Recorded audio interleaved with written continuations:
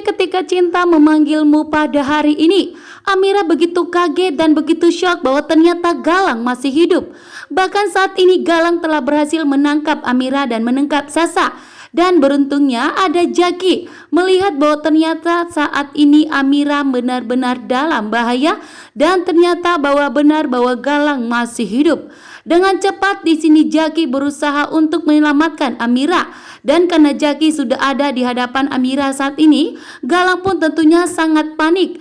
Galang sangat panik jika Jaki berhasil menangkap Galang, maka Galang akan segera dijebloskan ke kantor polisi, bahkan akan segera mendekam di penjara.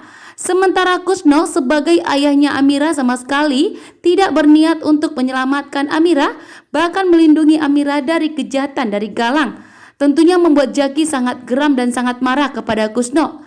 Bahkan Jaki saat ini tidak terima jika ternyata Galang kembali untuk menyakiti Amira dan kembali menyakiti Sasa.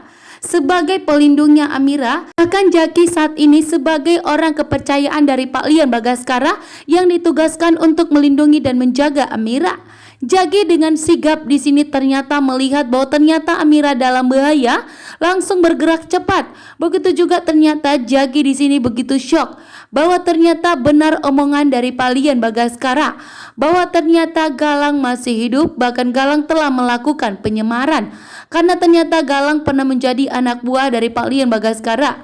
Bahkan Pak Lian Bagaskara lah yang telah melakukan penyamaran terhadap Galang.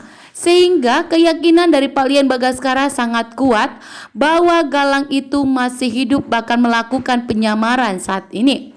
Sementara itu Amira sangat geram melihat Pak Kusno yang sebagai ayahnya sendiri, namun ternyata Pak Kusno telah bekerja sama dengan Galang, bahkan tidak memberitahukan kepada Aksa dan Amira bahwa ternyata Galang masih hidup.